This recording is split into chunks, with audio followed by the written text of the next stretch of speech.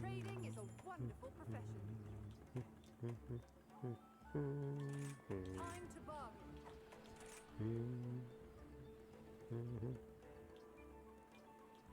And you're live. Nani? Nani?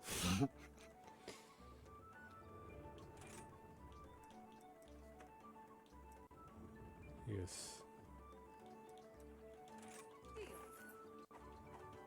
Bye-bye. Yes, it was pretty sudden then, huh? Seems like it.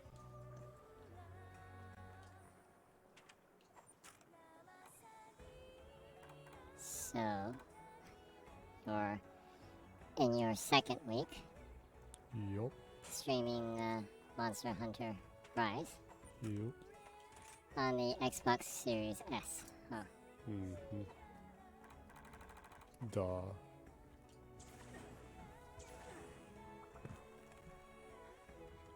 You were kind of struggling your first week. Yeah. I barely started and just did like 2 quests, so didn't really have an idea of what it was I was doing. You weren't really into the flow. You hadn't gone through all the ins and outs of the tutorials and everything. Yeah. And there's a lot to learn in the game, huh? Yep. A lot indeed. A week from then, you've been playing a lot of it, right? Oh yeah, I've leveled up quite some. Think you're getting more comfortable with the game? Oh yeah. Still haven't gotten far enough to unlocking armor that's better than the special armor they give you, that you get in the beginning. So I still look medieval.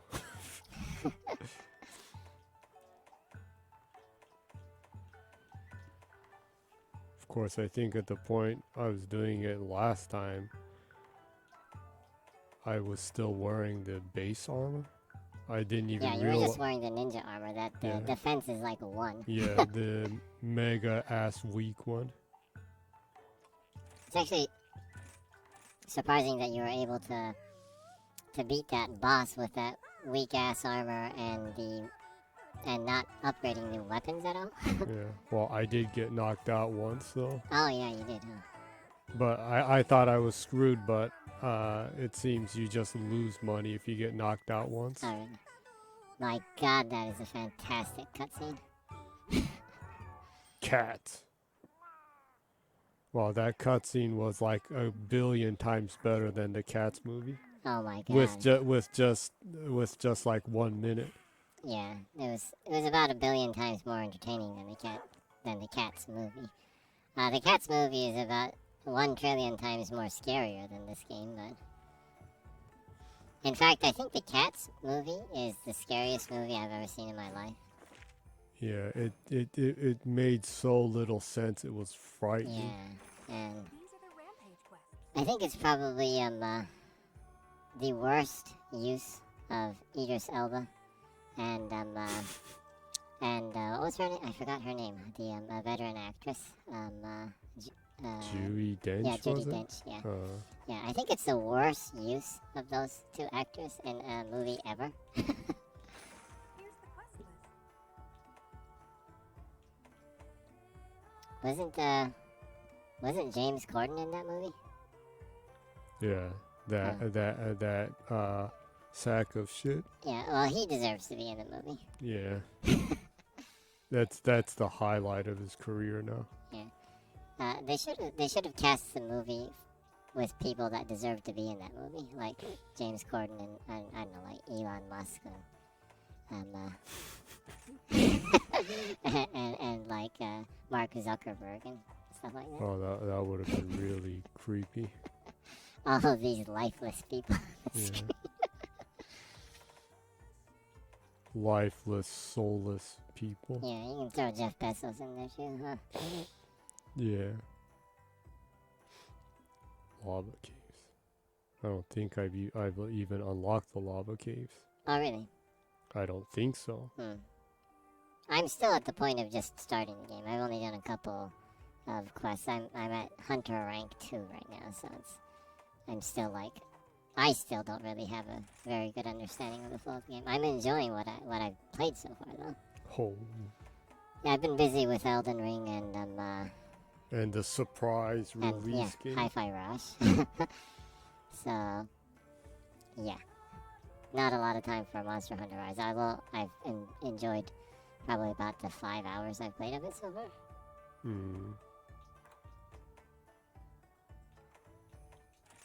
Guess I'll try finding a mystery character. One I haven't fought yet.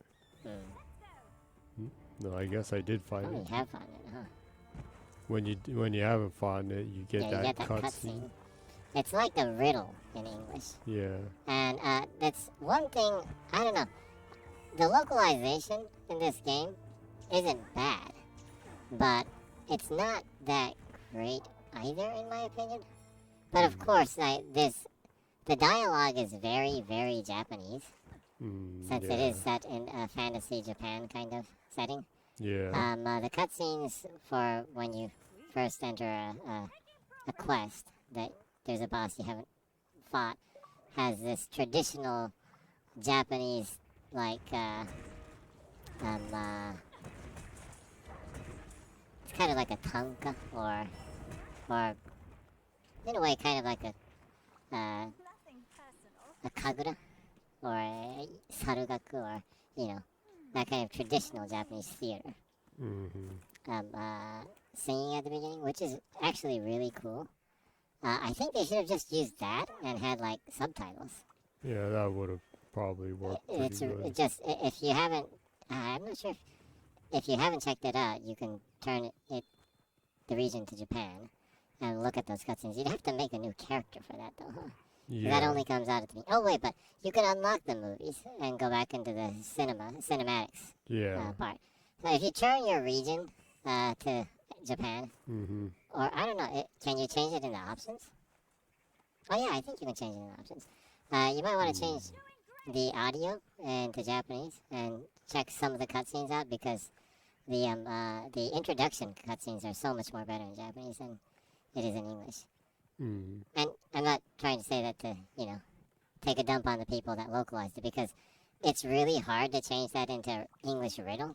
So that's a lot of work too. Yeah. So it's not that that's bad. It's just the traditional Japanese singing is so much better. So. Yeah.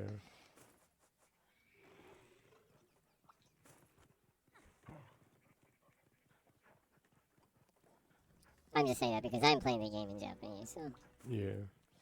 and it's cool in English too, but it just feels so much more natural with Japanese dialogue and everything. In my opinion, the names of the items and things make more sense to me too. Yeah. They quite do. Yeah, but they do have to westernize the meaning of the items for people to get what the hell the item does when you use it. So, yeah, it's a trade-off, which is one of the reasons why if you can, if you really love games, if you can, it's good to learn a little bit of Japanese at least at a hearing level. And I would say this toward Japanese gamers too. It's better to learn to learn English enough that your hearing is good. You don't have to be able to speak it, but if your hearing is good, then you learn how to listen and understand English. There's so much games that are just better in English than they are in Japanese too. Yeah. Just a lot of games with humor in it, especially. Humor is really hard to translate. Yeah. It goes both ways. Japanese humor is kind of hard to translate into English, and English the other way too, right? Yeah. Yeah. I think one of the few games that did a fantastic job at that is the Ryuga Gotoku series, or the Yeah. Even Like a even in Dragon. English, it's yeah, it's funny. hilarious. Yeah. They did a really great job translating the absurdity of the humor. And use a lot of puns and things like that too to kind of get how silly some of the jokes are too. Yeah. They just did the localization team for Sega America is fantastic, huh? For the Yakuza and the Like a Dragon ones. Dope.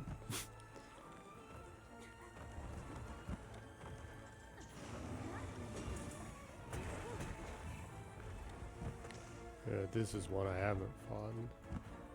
Or Shizzle.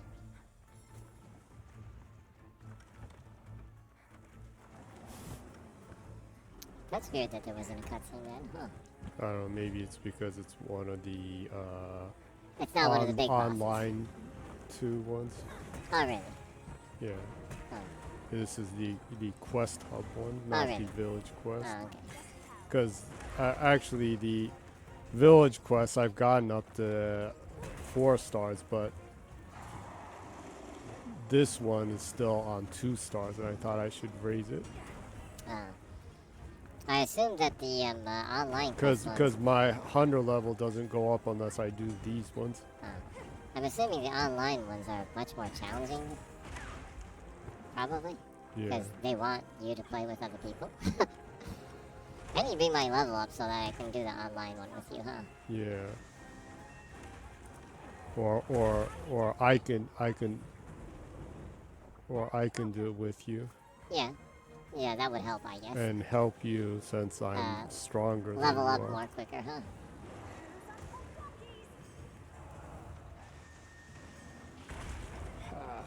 The monster mounting is really cool, huh? Yeah.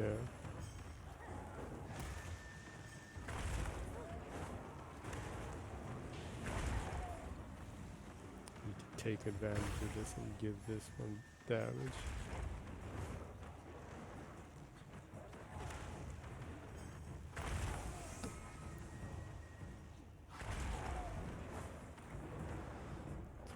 Wow. Oh, the rumble? Yeah. Yeah. Maybe should have turned the rumble off. I don't think the microphone is picking it up, so it's okay. Yeah. Yeah, it's pretty loud on Yeah, my side, so. Yeah, this game has the rumble force feedback set pretty strong, huh? Yeah. Well, you're fighting huge ass monsters, so I guess, huh? And you're wielding huge ass weapons too. Yeah.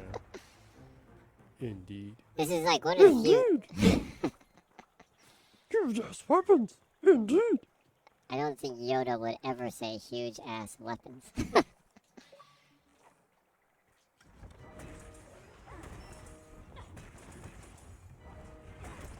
One thing that's different from last week, your weapon is different, huh? Yeah.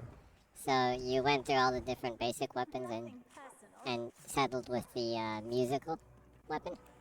Yeah, the sound horn, was it?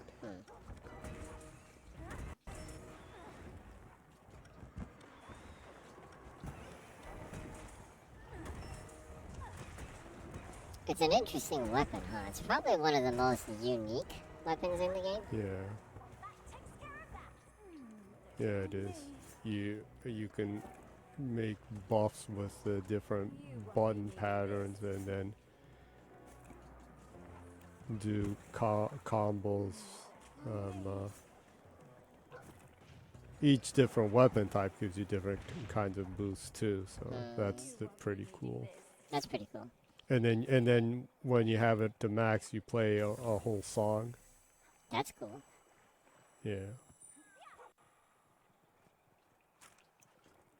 I haven't played too much, but I've basically settled with the huge ass hammer. Ha. It gives pretty gigantic damage. Yeah. Basically, if a game has a huge ass hammer, that's what I'm going to use. Yeah, that's what you did. What you did on Cyberpunk. Yeah, in Cyberpunk, I went through the entire game just using a huge ass hammer. I used like almost all of my stats on like power. Yeah, that was pretty and crazy. speed, and and HP. So I'm wielding a huge hammer and just zoom into the enemies and dive into slow motion and bash their brains in, and then just kind of zoom out with the dash and everything. It never got tired to me, even after 140 hours. But watch them fight.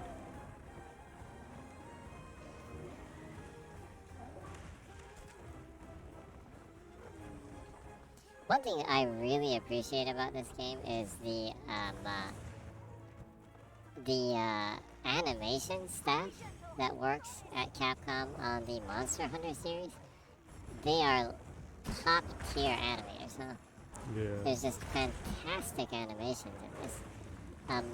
What's really cool about it is that you have these huge monsters that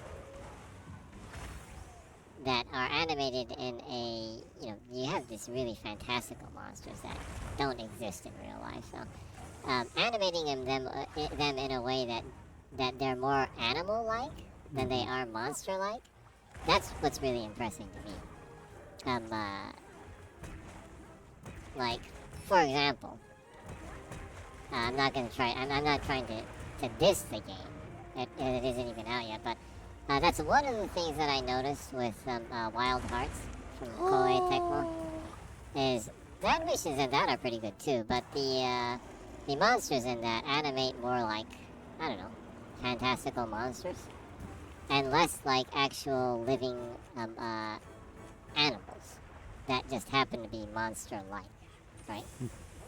Yeah. I like how the animations for the monsters in this are animal-like. There's a lot of weight to their motion, and pre-motion and post-motion. All those things have a lot of weight to them, and the monsters really have a good sense of, I don't know, they really feel anchored in the world. A lot of moving parts on the animals too. It feels like, that there's muscle and bone and skin and fur and scales on that monster that are, convincing as a monster-like freakish animal. Yeah. That's really hard to do. It's like Johnny Be Good. They're made of earth and wood. Yeah, they have an organic feel to them, which is, it's really hard to get animals right. Well, it's hard to get people right too, but animals, that walk in a different way than people do, and the way the weight moves forward and back and leans, how the center of weight shifts, is really hard to get right. Yeah.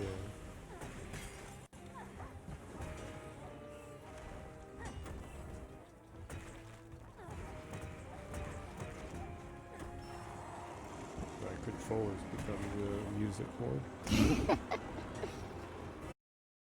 But see, you play Elden Ring, some of those dragons are huge. Elden Ring has some huge ass monsters in them. Yeah. And giants too. Yeah. This game doesn't have giants. Yeah, it doesn't have giants. You're strictly hunting monsters. So They might be giants. they might be giants. I haven't heard that for a while.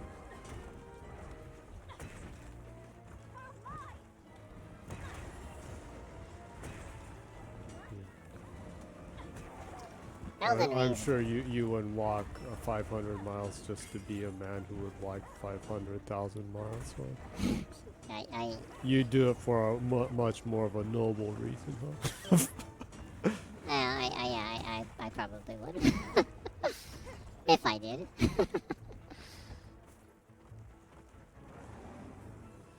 It's a good song, though. Yeah.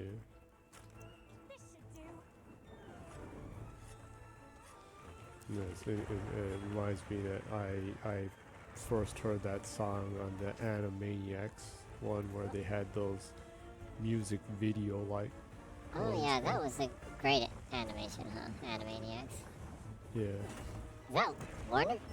Yeah. It was a kind of a spin-off of Looney Tunes, huh? Yeah. Yeah, that was a great animation. The quality of animation was really good too, huh? The characters were wacky and fun. Yeah. Pinky and the Brain even got their own show. Oh yeah, Pinky and the Brain was a great. That was a great character that came out of that, huh? Yeah. They're Pinky. North. They're Pinky and the Brain, brain, brain, brain. That was a good show.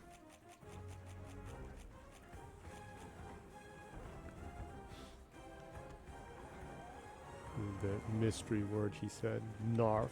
Narf. Yeah, he said that a lot, huh? And caught the Is it like the core? goofy. Maybe. Yeah. I wonder if it's actually an actual like slang in some country. Yeah, the goofy one kind of talked with a British accent. Huh? Yeah. Stay awake. He's like, what are we doing today? Same Yeah. thing we do every day. Try to take over the world. Yeah. I think. Ah! Well, you almost died right there. I know. Talking about nostalgic animations. That was Seriously. dangerous. The fire damage was Pretty really high, huh? high. Well, you're gonna have to be careful then. You need to keep your hit points high then. Might want to heal one more time. Yeah. I'm going after it. Making progress.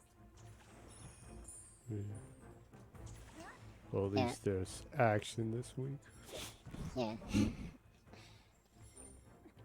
So I think- far. I think core is one of my favorite new words that I learned like last year. When I was going through Knights and Bikes. Yeah.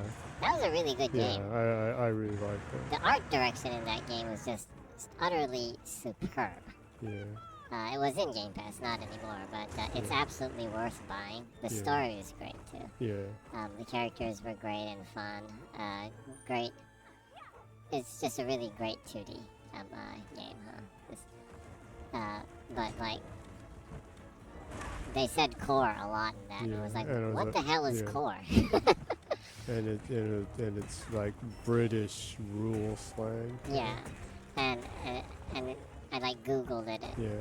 And And when you Google it and check it, along with that, the popular use of core blimey came out. yeah, it's a And cool word. blimey is one you hear in stuff once in a while. Yeah, but you don't hear core Yeah. that much, at least in the area of the United States that we lived in at the time. Yeah.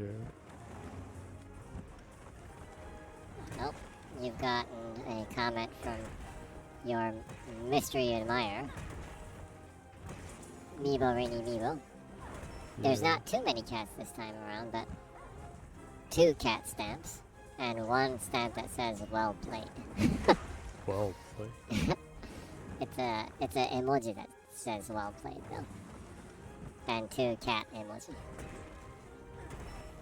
This individual never really talks. So actually, the individual talked once when Jenny was playing Vampire Survivors. Must be the only game that they played that I played so far Yeah. on stream at least. Mm. Oh yeah. By the way, would you like to introduce yourself? No, you kind of spoiled that right now. No, I might have been talking about someone else. No, it wasn't one of those gender reveal things. It was a name reveal. Name reveal.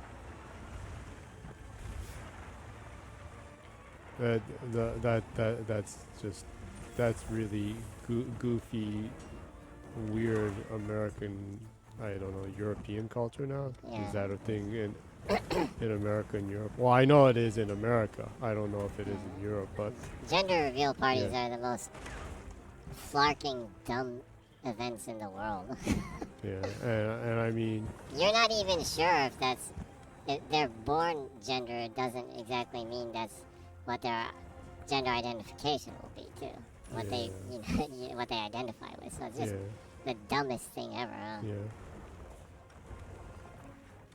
And then you're like, I'm trans, or like, that's so like inappropriate and embarrassing. Might even be a source of your children hating you in the future. Well, they'll definitely, if your child becomes like transgender, whichever side of transgender they become, if they do, that's probably they'll those photos are the ones they're gonna like Well, put away. not just photos. There's those videos Yeah. and stuff on like Instagram and like YouTube Oh, and yeah. whatever. That's up on the internet now, so Yeah. it's kind of strange to think that your parents kind of invade your privacy as a child. Your gender privacy. But not just that, but like birthday party. You see that on like YouTube and TikTok and Instagram, like your child's birthday party and everything. It's like, I wonder what that child will think when they grow older. If they'd be happy about that, or if they wish that their parents never put that up on the internet. Like, sooner or later, some freaky AI is going to take advantage of those and like generate like stuff out of it. Yeah. Everything on the internet is going to end up being a material for an AI generator, like Stable Diffusion or Chat GPT or something like that. Like deep fake stuff is a problem now. Soon there's it's gonna be like AI generated porn, and like without knowing it, you're in porn. It's like, oh my god, that looks exactly like me. Well, on the illustration side, that's kind of happening. On full-on animation, it'll probably get there at some point. That like AI generator will make life-like porn, probably. Creepy. And these AI algorithms use references that are on the internet, so Yeah, they do. yeah, and they're not actually generating it from scratch. They're actually Yeah. just modifying what's out there. So it actually literally is using the references to generate this stuff and modifying or modulating and distorting the same images. So it is kind of a form of theft. So yeah. It's becoming a strange and bizarre and kind of interesting and kind of scary world. Yeah. You're having programs steal your material. Yeah.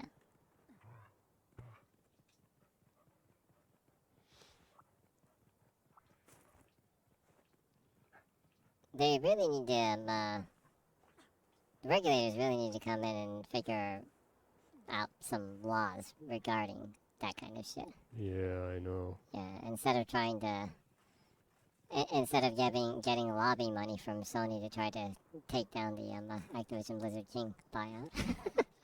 Yeah. Apparently Jim Ryan was at the EU Commission the other day and had like an 11-hour meeting or something.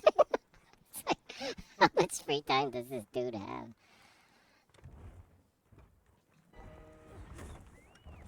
A whole bloody lot, that's for sure. Yeah, at this point, I don't even really care if Microsoft is able to buy Activision Blizzard King or not. I mean, I don't really care about their games in the first place. But I'd rather have them buy, like, White Owls or, Sega. Mistwalk. Well, I'm just talking about smaller companies. I would actually have them prefer buying smaller companies than huge publishers, actually. The huge publishers will be able to navigate a global recession and everything, but the smaller companies might not be able to. So. Finally. Oh, got to. Yeah. This is the one thing I still kind of struggle with. When they like run away while I'm like healing or like trying to chase them, they like disappear and you have to like run all over the stage to find them again. Yeah. But you need to be looking at the map and continue to chase them so that they don't get too far from you, huh? Oh. Looks like I can whoop his ass with this other one.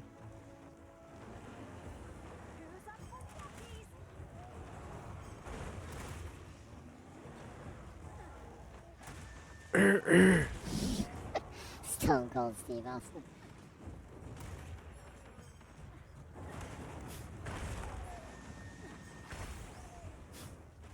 DTA. DTM. Don't trust monsters. Don't trust monsters. Piece of cake. You actually got it on Yeah. a monster mount. That's a pretty cool. If way to that get if it. that was an achievement, I would have gotten one right Yeah. now.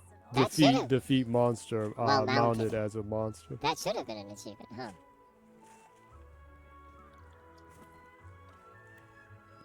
Or maybe there's an accumulated achievement like that. Defeat a monster mounted 10 times or 100 times or something like that. Well, if it was an achievement in this game, it would be one of those. But I looked through the set and that was not one of the ones. Oh, really? Yeah. Well, you are an achievement hunter, so I guess you would check the achievement set and stuff. Yeah. Well, I know these are infamous, so I did take a look at it. Mm.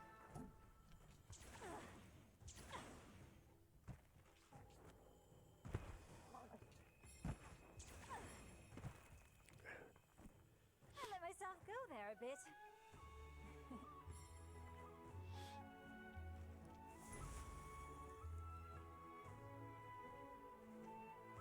Your character, Tsuguna.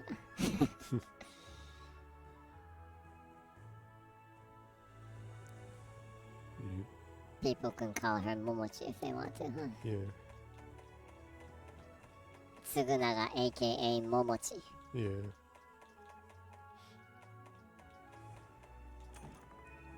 She had her own special move herself with the Koyu beam. Yeah, there was that, huh? I'm pretty sure almost everyone that is listening to this on English has no idea what you're talking about. Most definitely, yeah.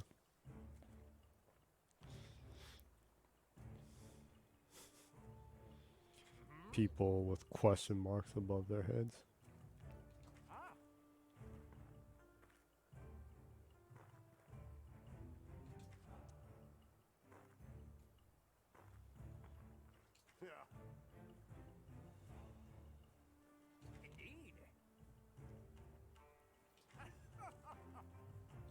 Seems like this is one of those rampage ones. Rampage? What's the rampage? The rampage is one of the exile groups that exist.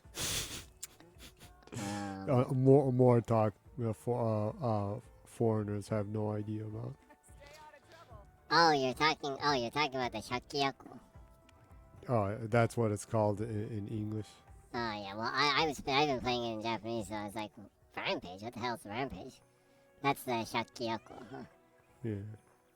I don't know how well, he was in the UFC too. There's Rampage Jackson also. Rampage Jackson. Yeah, he's a good fighter. He puts up he tweets like right now he tweets a lot of really like positive tweets every once in a while. Oh, really? Deep tweets, thought-provoking tweets. Yeah, well, Self-help type kind of ones. He was a fighter that got his break late. Yeah. Yeah. Have a look at my wares. MMA talk, hardcore MMA talk.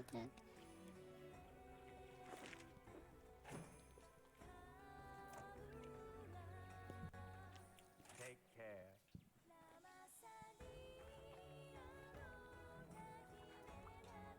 How about this leather?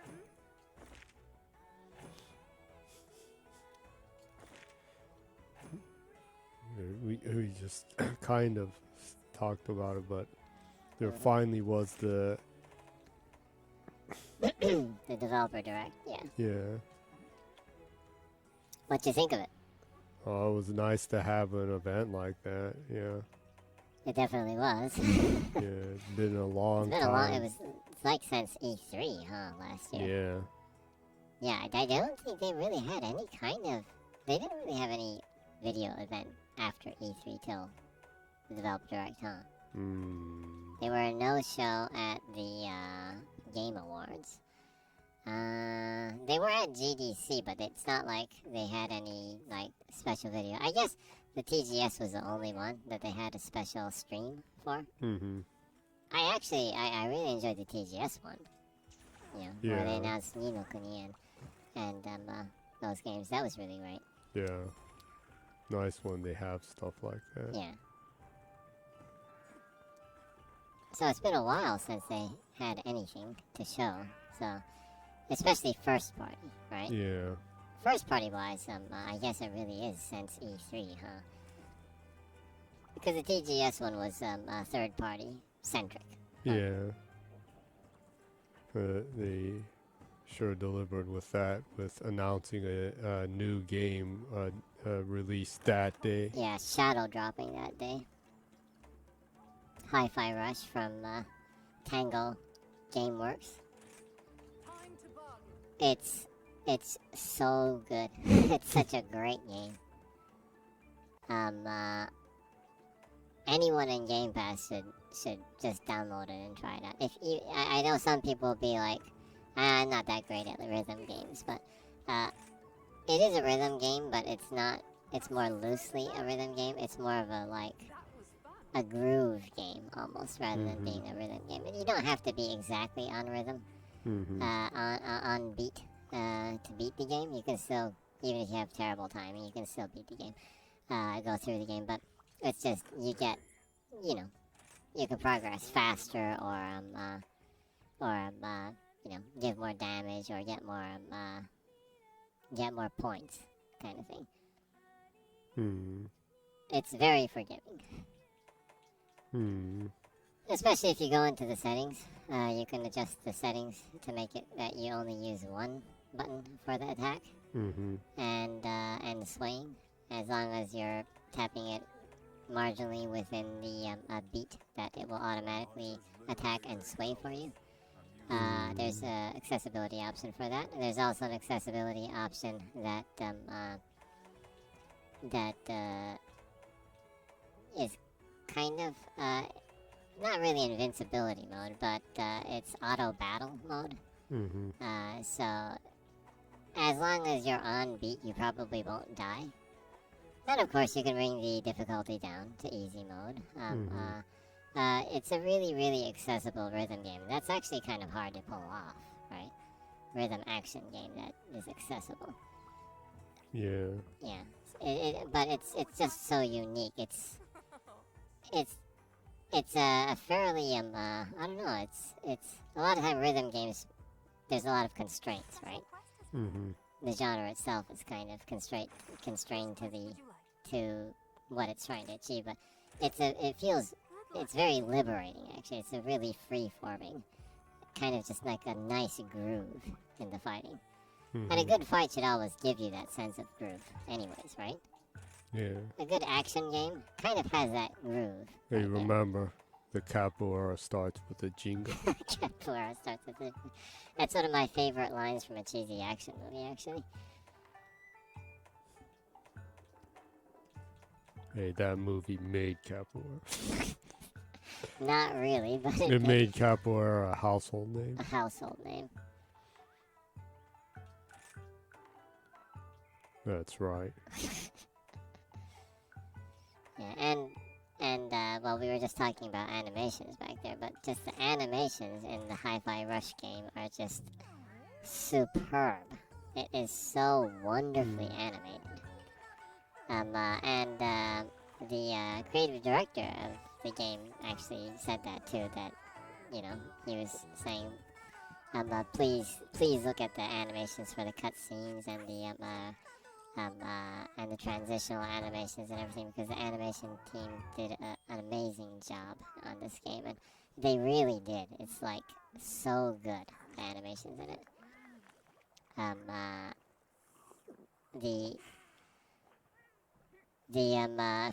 Whoever rigged and animated 808 is a genius. That's the animations on the cat 808 are just so fantastic.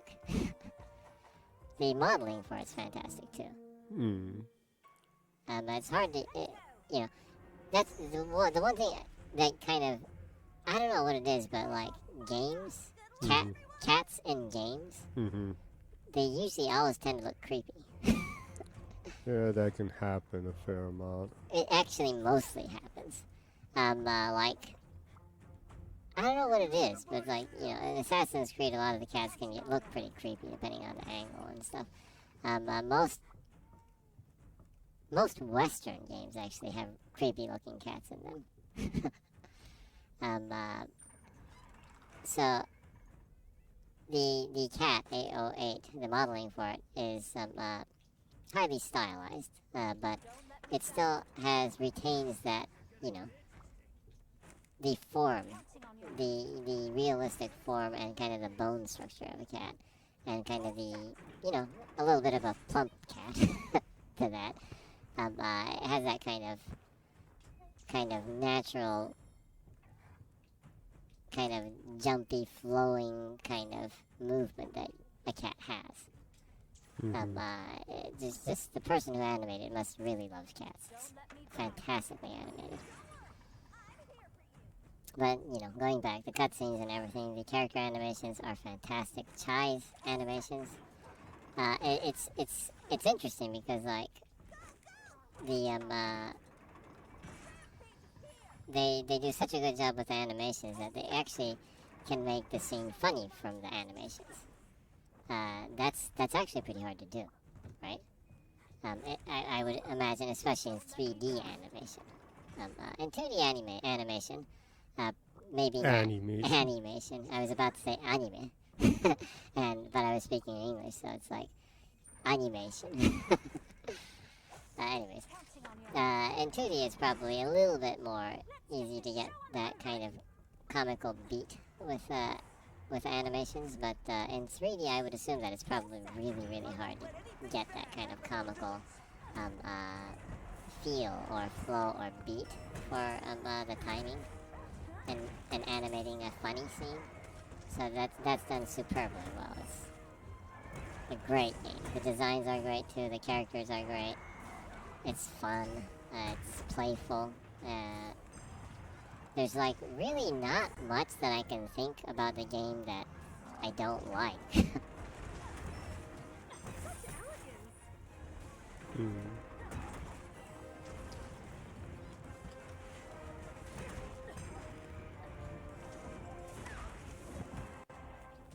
The boss battles are really cool too.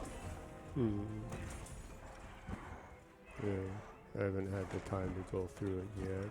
Yeah. I will be doing it though, because there is an achievement for petting the cat. Absolutely. It's one of the earlier achievements that you can get in the game. Yeah. After you beat the first boss. And get to the hideout.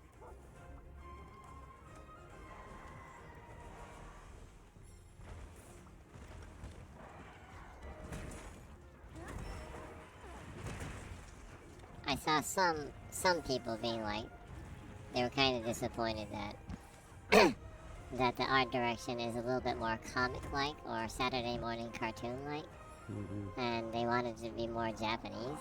But I was like, the flark do you know? You're just some anime weeb living on the other side of the world. That's it's kind of a pet peeve for me. There's a lot of artists in Japan that are, you know, outside of what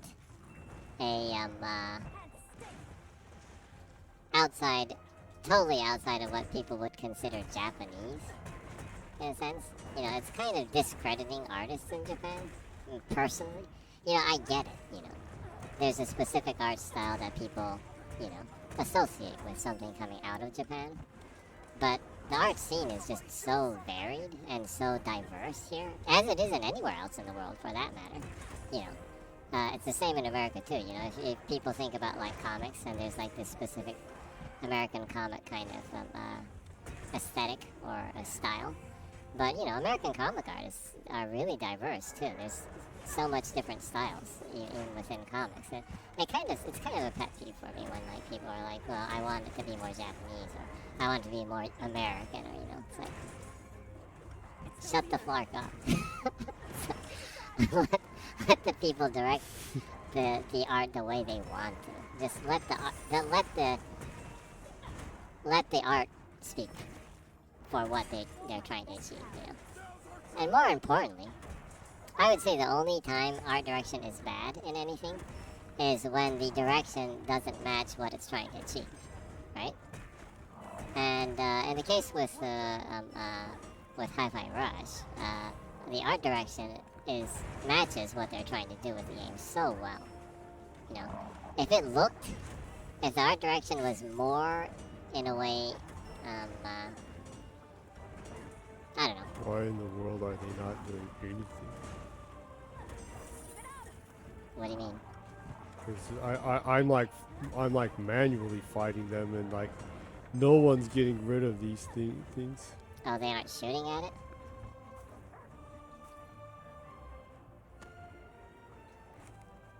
Counting on you.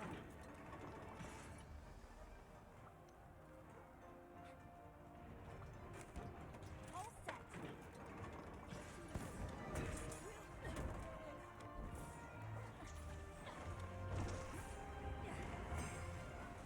So anyways, going back, the if the art direction in Hi-Fi Rush was more, you know, like what an anime weeb would want it to look like, right? Then it wouldn't really match the world and the setting, I think. The character is more of a, he's not supposed to be ultra cool, he's supposed to be kind of dorky in first place. So you don't want him to be super stylish, right? And like ultra handsome. Yeah.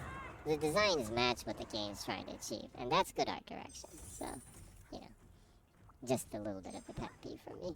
I find the art direction fantastic. Counting on you. I like the characters. Peppermint is cool too, and of course 808 is fantastic. By the way, whoever named the cat 808 Don't let me down. is so musically based, huh? Yeah. For people who don't know, the 808 or the TR-808 is Roland's synth Yeah. rhythm machine from 1980. I think it was released in 1980. It didn't sell at all at the beginning. Yeah. And it was like on liquidation sales. It was a massive failure. Yeah, it was an extreme failure, and it was an expensive product, but it was like on liquidation sale, and no one like bought it. And then after the price went really down, a lot of people that were into like techno music and hip hop and DJs were like, oh, that's kind of well, it's cheap, it's interesting, it's cool, it has its own sound, and they started buying this rhythm machine and explored it, and it has this awesome bass drum sound. Don't let me down. Yeah. And the snare is really distinctive too, and it has this really kind of cool clapping kind of rhythmic patterns and everything. There's so much interesting, unique sounds you can get out of the rhythm machine. Anyways, you know, if you want to have an idea of what it sounds like, if you listen to Marvin Gaye's "Sexual Healing," that's the Yeah. And the Midnight Love one in general. in general, yeah. That whole album uses a lot, but he recorded that mostly himself, right? Yeah. Yeah. So most of the drums in that are the TR-808, huh? So that's that. Also, if you're not into R&B, I guess Run DMC's It's Tricky. The drums in that are the TR-808. That's like, the drums in that are so good. Yeah. Beastie Boys, a lot of their beats use the TR-808 early on. It's an iconic rhythm machine. So I find it so cool that the cat, that is kind of the beat keeper in the game, you know, the round cat ball next to you, which is 808, gives you a visual cue of the beat. It's so cool that the keeper of rhythm in that game is called 808. What's also kind of cool, I actually I've been playing the game in Japanese, but in Japan, the cat isn't called 808. The cat's called Yaoya. Mm-hmm. And what's really cool, and whoever named the cat must be really like into that kind of stuff, right? Mm-hmm. Because in Japan, the TR-808's official name is the Roland TR-808, Yeah. and people nicknamed the 808 Yaoya because 8 can be pronounced Ya, and 0 can be O, and so Yaoya. And Yaoya is a produce store for vegetables in Japan, a yaoya-san. And so the people that loved the heck out of that machine kind of gave it a nickname, and they Mhm. called the TRAO808 because that's kind of hard to say even in Japanese actually. They just called it the yaoya. So it's really cool to me that in Japanese the character name 808 or 808 is pronounced yaoya, not 808. That game is just like oozing good sense, good design, huh? Yeah.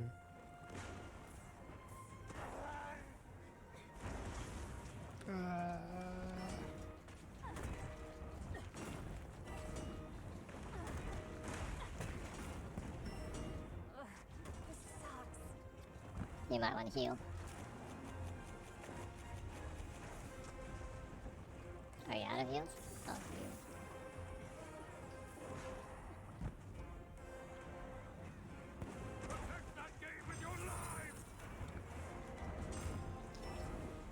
After I go through the game and get more familiar with the characters, go through the entire game because I haven't beaten the game yet. Not enough time. I'll probably. I really love the world and the characters and everything. I'll probably make some fan art of it or something. Since I really like the characters in it. I hope they make a sequel. Already. Already I'm hoping for a sequel. Because the rhythm and action and how it synchronizes is just so satisfying, huh? Well, you haven't played it yet, but I think you'll find it satisfying. You aren't into rhythm games too much. Actually, I'm not either, but I think this rhythm action game you'll really dig. It's really just it's just really fun to control the characters and kind of get in the groove kind of thing. Not all my best pal. This just won't do. Still more. Damn it.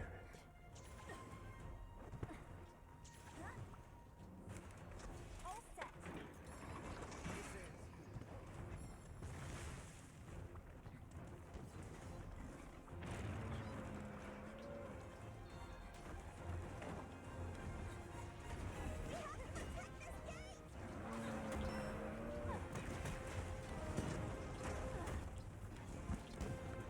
Chaos.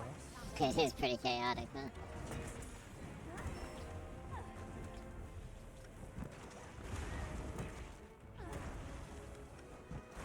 Kind of reminds me of Dragon's Dogma, actually.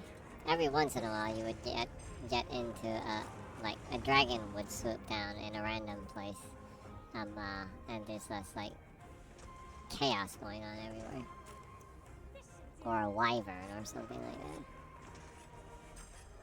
Oh, we've got company. Man, I am so looking forward to Dragon's Dogma 2. It's probably gonna be like 3 or 4 years from now, though, huh? What the? Possibly even longer. No! They're at the final gate!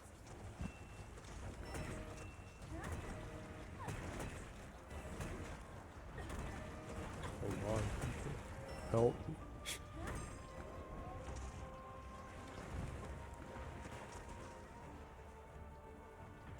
Is that a different monster? There are a whole bunch attacking us. They're amazing! Well, at least you level up. Well, it's not me. The places. The place is leveling up?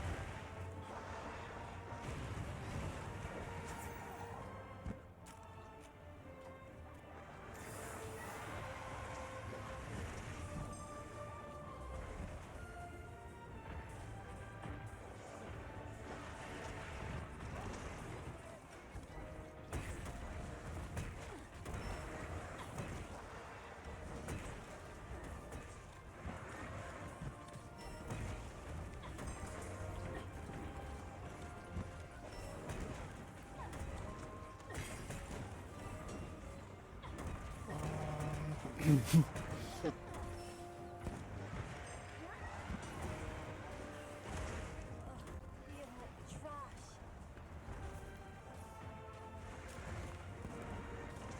You're gonna want to heal, huh? Been poisoned. In this like arena mode, what happens when you die? I have no idea. No. Ah,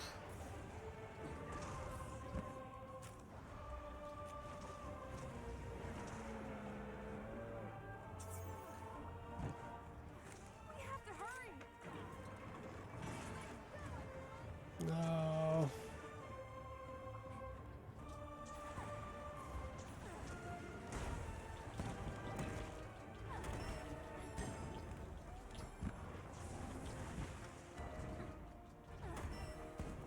Finally got rid of the big one. There's another big one. looks like it. Man, this is pretty chaotic, huh? Too easy.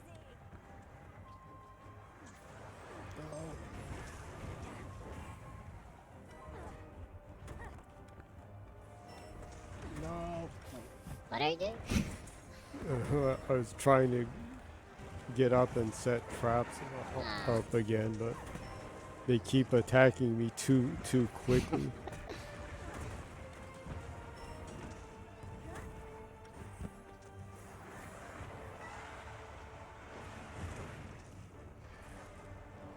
Making progress. At least it seems like the boss one is attacking, trying to attack me. Oh, we got it. That was kind of sudden. Yeah, it sure was. Can I pick stuff off of him?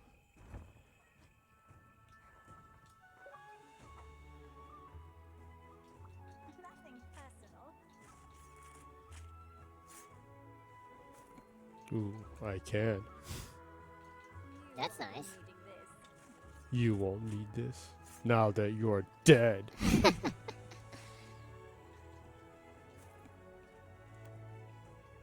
That was a pretty big one. So I guess the arena mode, it would be a good way to farm some materials then? Maybe, Or is it too hectic? Would it be better to just go into the quest? I'm sure people who are good can do the stuff. Can you do the arena multiplayer? I don't know. I let myself go. I just did it quick, so I wasn't looking. I assume you probably can.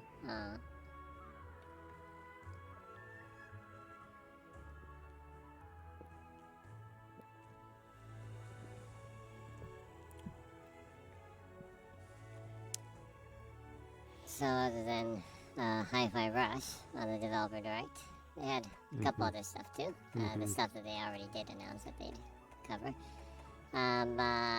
The action strategy game Minecraft Legends. They showed. They featured the PvP mode rather than the main game mode. I've been reading about Minecraft Legends, but I'm still a little bit not 100% sure how the flow of the single player game will be. But I have a good idea of how the PvP will be now, though. It looks pretty fun. Yeah. The PvP mode has the arena for PvP is procedurally generated or generated every time you go in automatically, so you'll never get two of the same matches. People always have to improvise and kind of be on their toes, right? So I guess communication will be critical with your party members in scavenging items and materials to craft weapons and defensive items to build around your to build like defensive structures around your base to protect your base. And ultimately, I guess it's kind of the PvP is kind of like a tower defense mode where you defend your base. And at the same time, you try to take down your opponent's base. It's 4 versus 4, 2 teams. It looks pretty fun. I'm not sure if I really dive into that though, because I'm generally kind of a a loner player.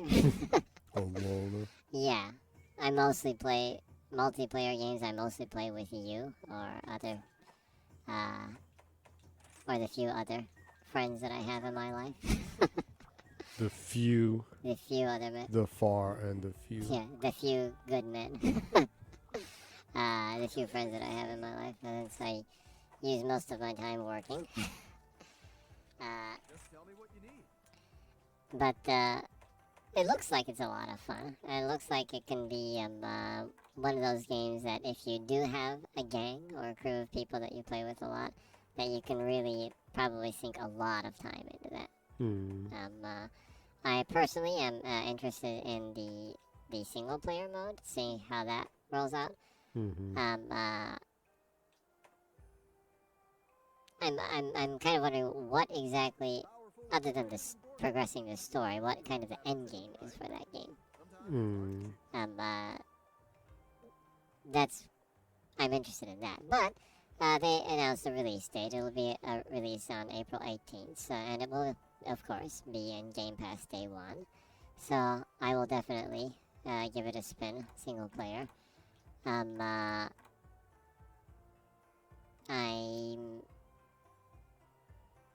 hoping that there's multiplayer that you can play with people in that's not PvP mode. Maybe PvE multiplayer. That would be nice. But Yeah. not too sure about that.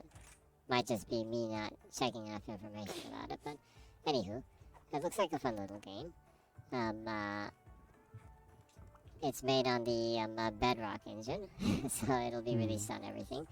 On the Xbox One, Xbox Series, PS4, PS5, Switch, and PC. I think it's crossplay, so that's pretty cool. Yeah. Yeah.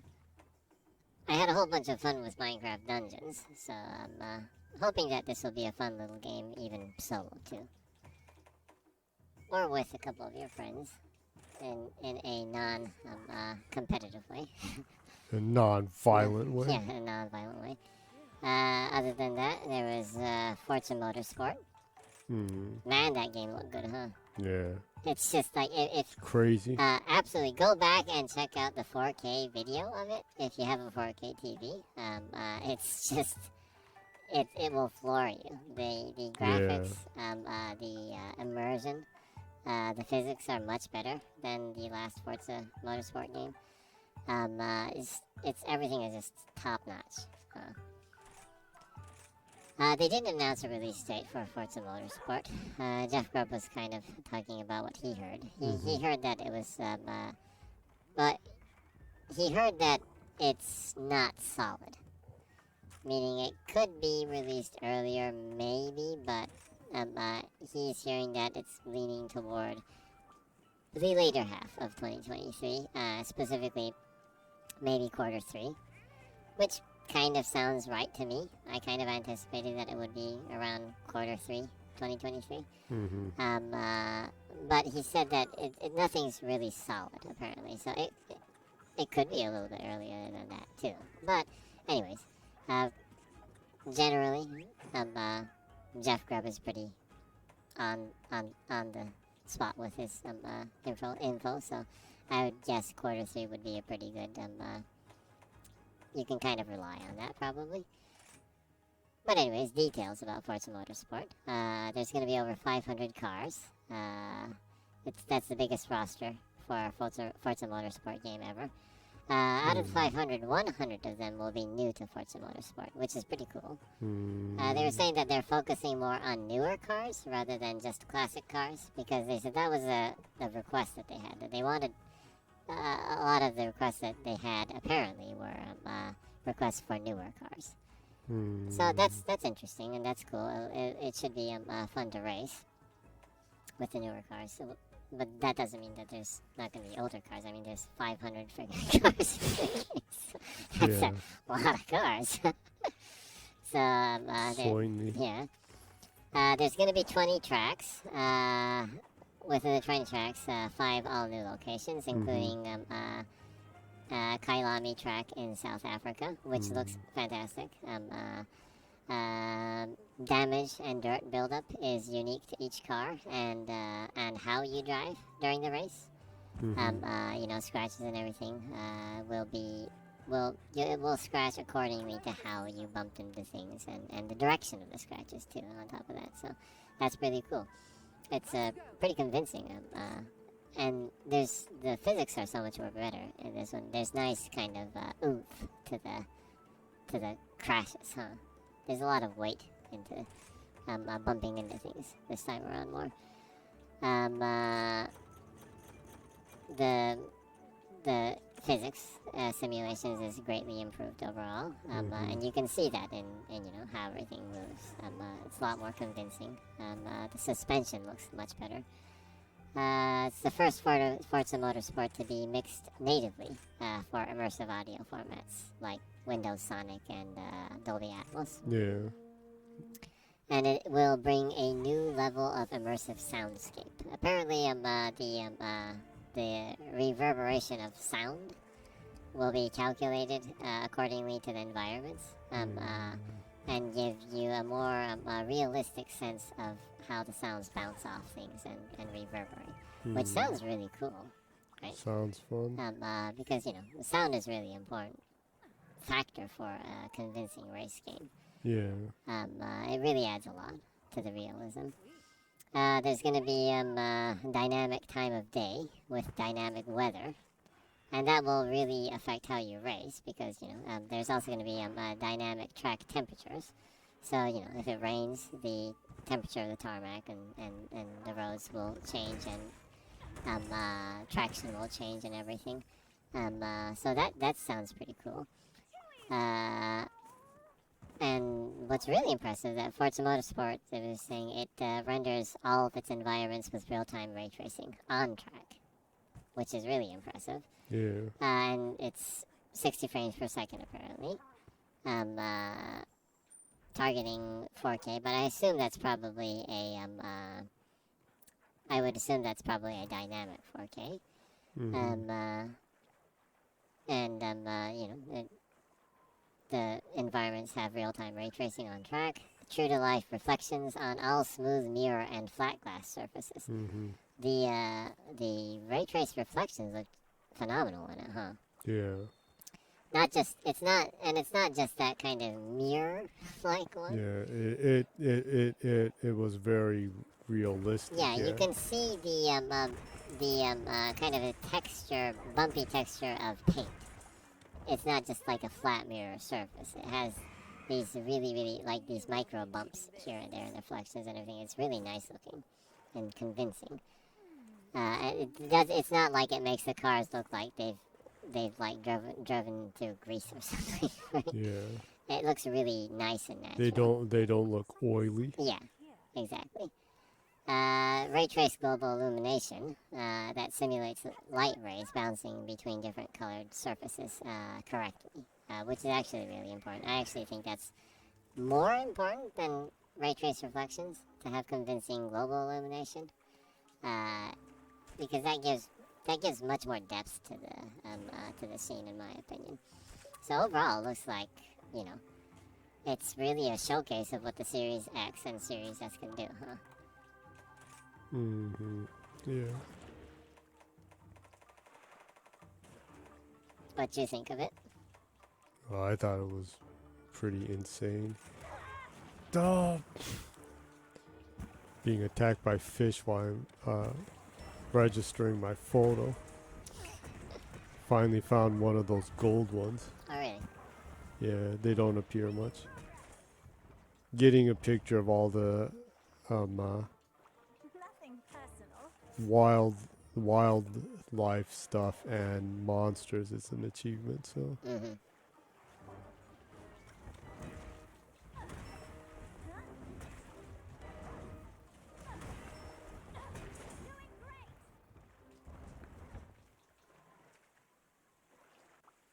You won't be needing this. oh, you can go.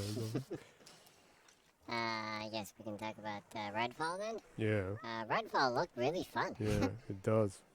I saw some people complaining about the graphics set, but also Redfall similar to Forza Motorsport. If you look, other than the stream, it's a highly stylized art. It has highly stylized art direction. It looks a lot better in the 4K stream. So go back and look at the 4K stream. It looks much better in that.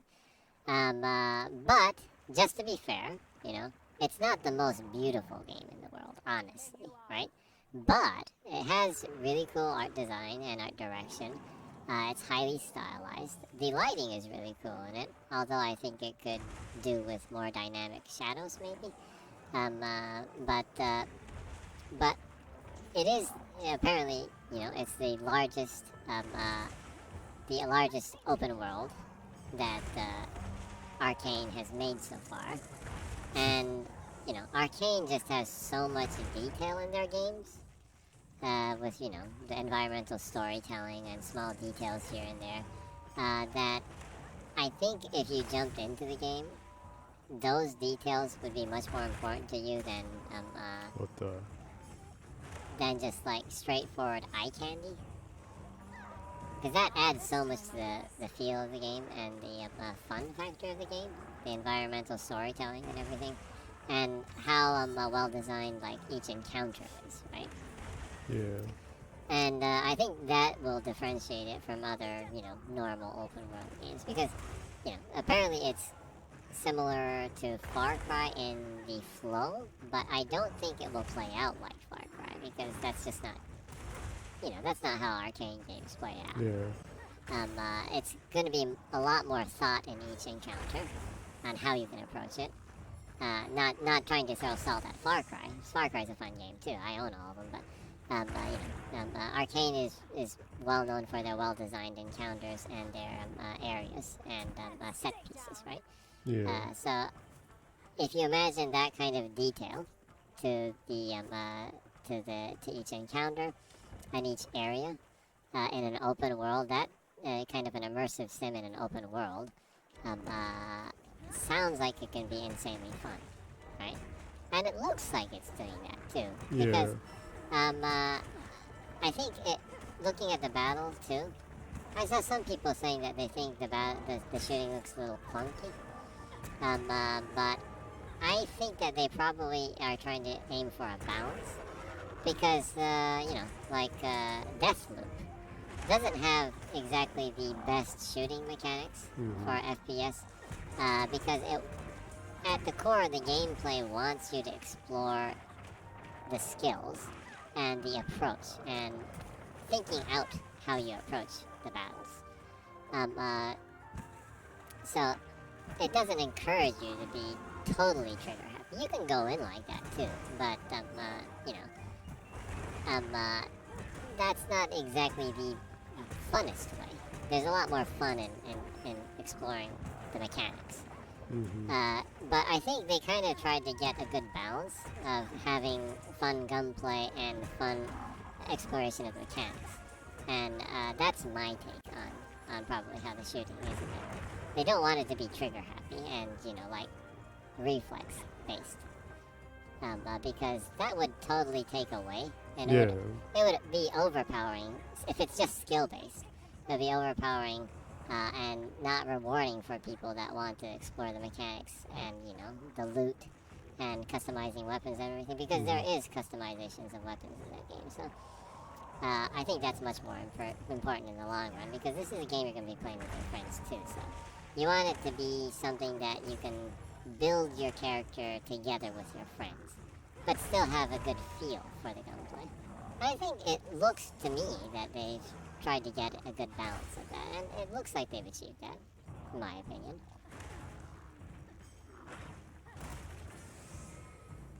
Yeah, I think so.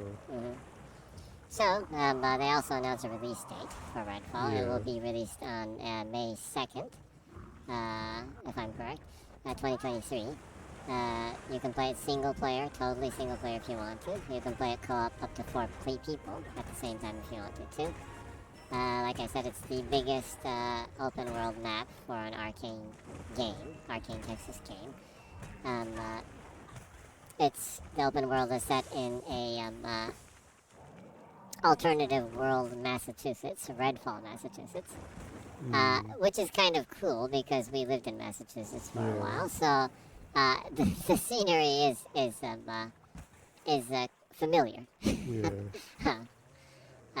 It's it does look like Massachusetts. Yeah. So it'll be fun for me to kind of explore the city or the town of Redfall. That's one of the things I'm looking forward to. Yeah.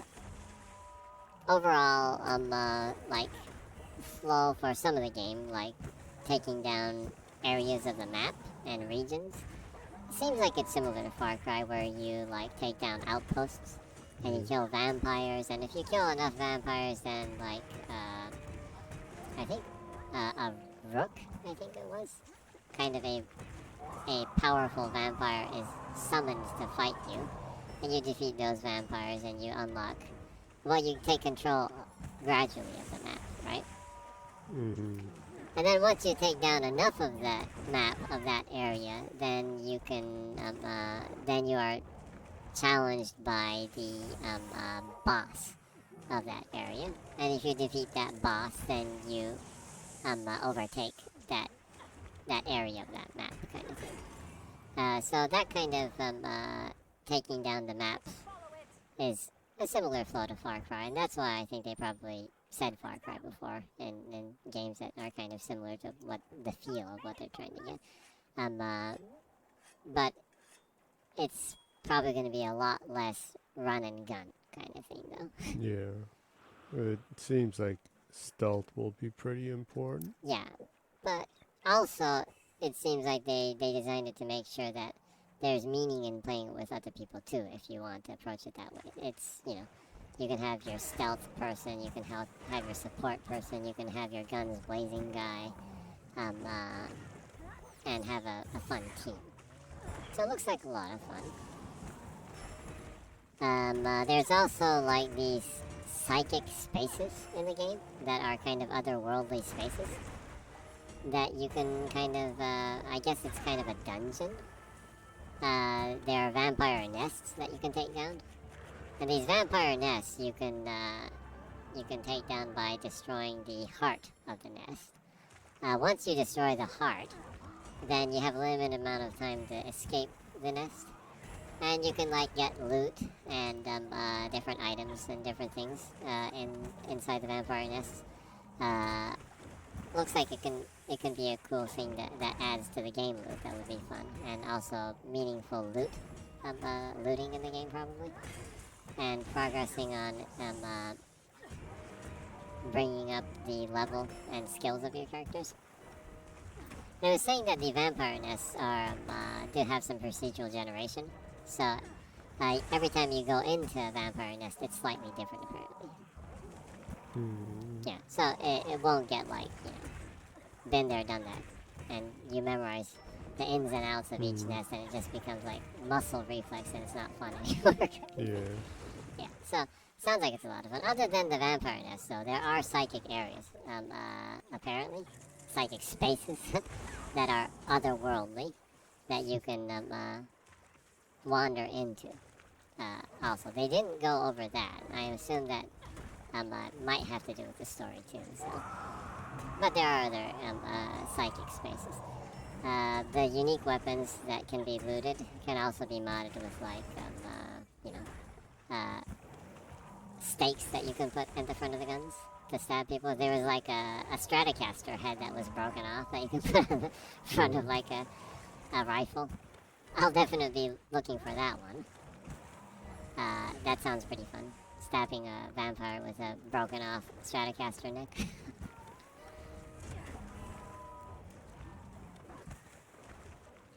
Yeah.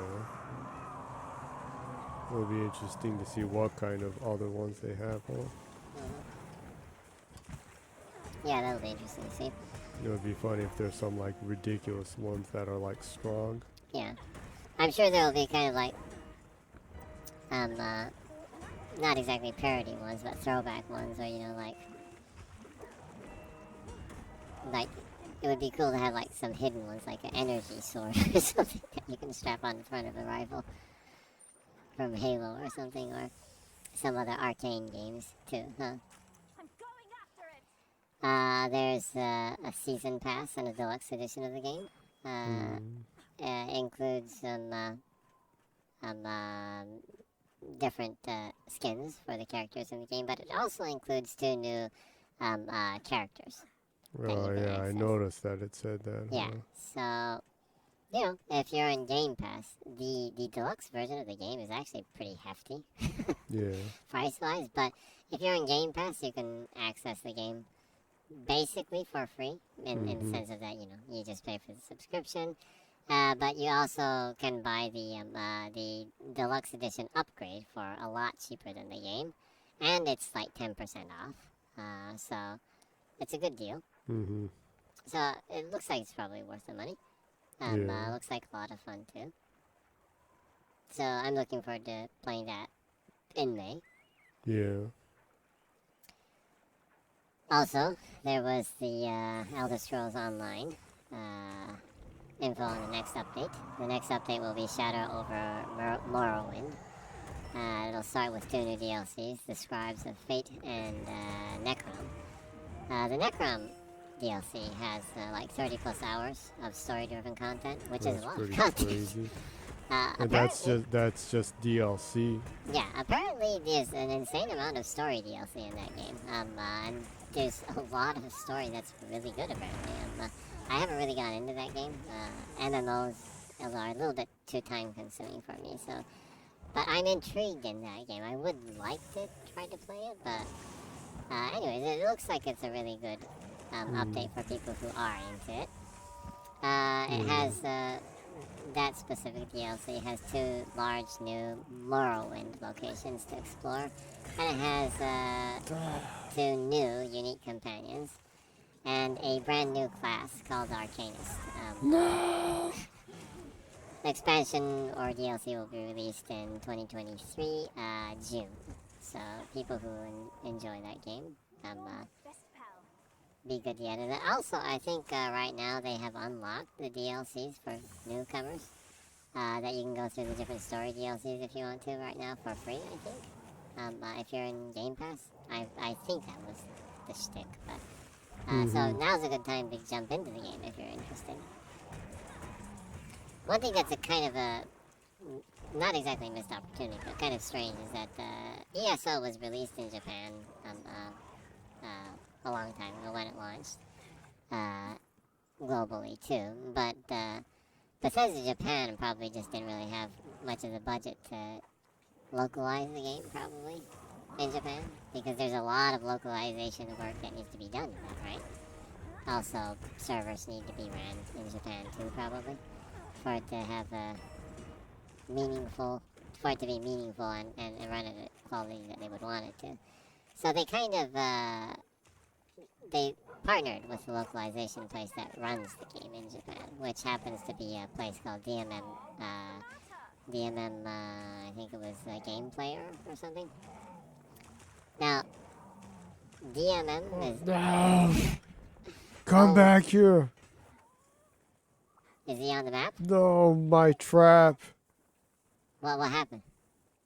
He ran away after I put the trap down, and I Oh, can't that pick up the trap.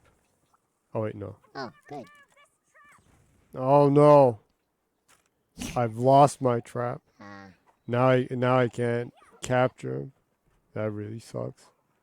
you can capture the monsters? Yeah, if you do that, you can beat them quicker, and there's some things you can only get if you capture them. If you capture them alive, kind of thing. Yeah. I'm sure you end up killing them, but Sweet. I wonder if it's like a catch and release kind of thing. I doubt it. You know, you're like literally skinning them, and then you release them. It's like, that's even more cruel. That's pretty mean. Yeah, so anyways, it was released by a place called DMM Games. It's which is kind of run by a porn store. Well, they're a place that does all kinds of stuff, and Yeah, they do day became trading and what FX they and are stuff, for being the largest online porn digital e-commerce. porn store. Yeah, DMM is kind of the biggest porn e-commerce company in Japan. But because e-commerce and porn are like the same thing in the end. they're they're like what was that saying? The bread and butter. Birds of a feather thing. Yeah. Yeah, they kind of go hand in hand. Anyways, DMM, which is like the biggest porn e-commerce place in Japan, kind of doubled down in gaming recently, PC gaming specifically. Mm-hmm. The last, I don't know, about 8 years, they've been investing a lot in PC gaming and localization. So back then, they got the publishing rights for it in Japan. So unfortunately, Elder Scrolls Online is only available in Japanese if you launch the game, if you buy and launch the game through the DMM game player. So PlayStation and Xbox users just don't have Japanese, Yeah. which kind of sucks. PC gamers, Steam gamers on top of that don't either. I'm sure there's probably like a mod or something. Mm. I don't know. That's kind of stealing though, huh? Mm. Well, if it's a user-generated localization, I guess that's not the case. But so, anyways, it's kind of a tricky situation in Japan. I don't expect them to ever add Japanese in that game, probably. Yeah. It's complicated. But one thing Microsoft could do is they could just throw a shit ton of money at DMM and go ahead and have them partner with them and go ahead and have them run the game in Japan, but also allow them access to the localization on Xbox. That would be kind of a workaround. That would work, maybe. And they can have the DMM application on the Xbox in Japan. Oh yeah, because the DMM app is not on Xbox. The DMM. Probably because they carry porn. Yeah, but the DMM app is accessible on PlayStation, and that's actually the main reason why PlayStation VR is a thing here, is that you can run the DMM porn VR app on the PSVR. And, if you go to their site, it's like, oh yeah, this porn you can watch on a PSVR. We have our app covers that kind of thing. So anyways, that app is not accessible on Xbox, probably just because the Xbox One was abysmal in Japan. But the Xbox Series has sold 400,000 units, over 400,000 units in Japan. I think it would be meaningful for them to make a native app for Xbox, but It's time to free the porn. free the porn, I guess. So anyways, I don't think it would be bad for Microsoft to talk with them and kind of partnership with localization on that game specifically. It would make sense. And also, they wouldn't have to pay and hire people to localize it, because localization is one of the things that Microsoft is really, really not good at. They shut down the localization teams in Japan. They shut down the localization teams in Korea. Because there used to be local translation teams in both of those regions. And that kind of helped the 360 to have its own market in both Japan and Korea. But they totally lost that with the last generation. So I'm hoping that they go back and do something about that. It's starting to get a little better, but not enough, to be honest, right? Thanks, bud. Yeah. So it would be nice to see that. This thing's annoying. It's a pretty tough passage, huh? Yeah.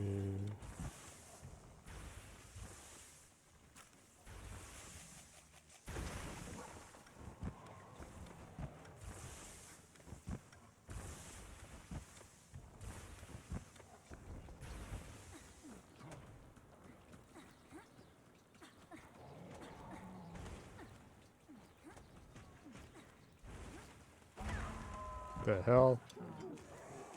Might want to heal. I'm like out of heals. Oh, really? What's this? You're gonna have to be really careful then. Well, you might want to run away then, huh? Can you, pick up items and craft a heal? Oh, wait, no, these green things will heal me. There. Oh. You're still gonna have to be careful. Now you're dead.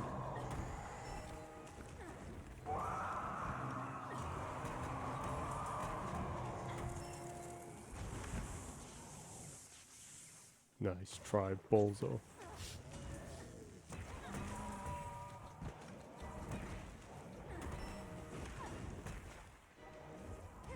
This enemy kind of reminds me of the enemies that come out in Biohazard What? Revelations.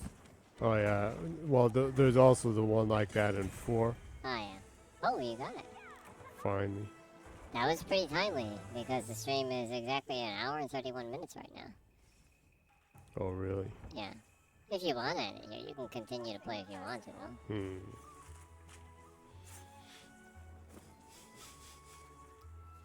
You won't be needing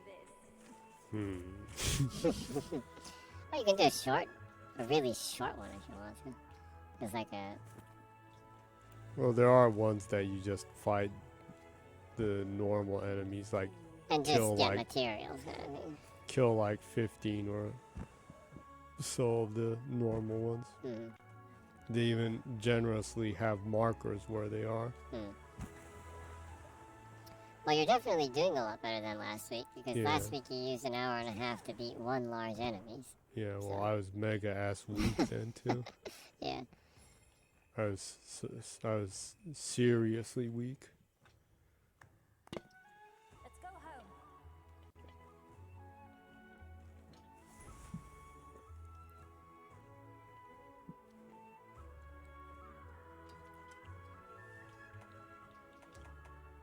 Whole bunch of bones, monster bones, Monster bones. monster bones rise.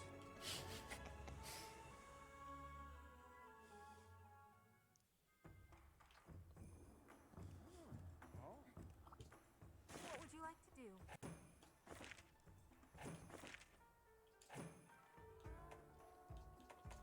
Out of the different stuff they showed on the Developer Direct, what kind of caught your fancy? Anything you especially liked? Me? Yeah.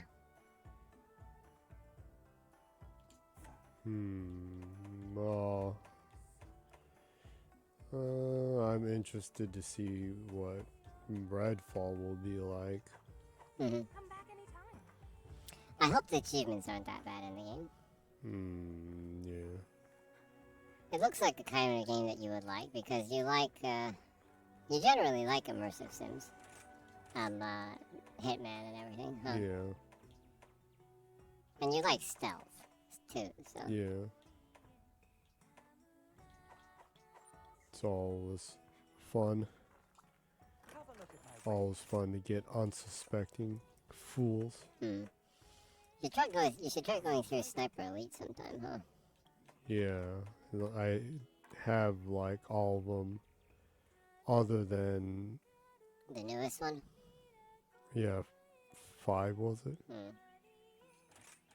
An excellent purchase. Happy hunting.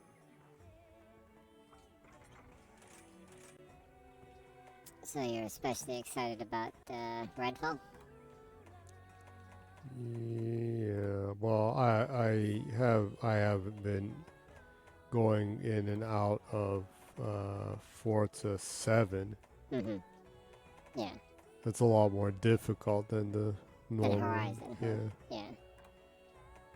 I assume probably Forza Motorsport will be even more challenging, since it's more heavy on simulation, probably. Yeah. But then again, they always try to make their games accessible too, so it's probably depending on the setting that you have, it will play a lot different, I assume. Coming right up. Yeah, probably.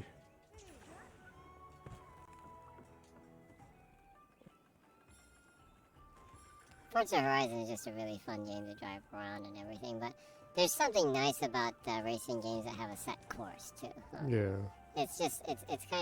It's really rewarding to kind of get, to really get into the ins and outs of the racing course, Mm-hmm. and really learning how to drive your favorite car and everything. Yeah.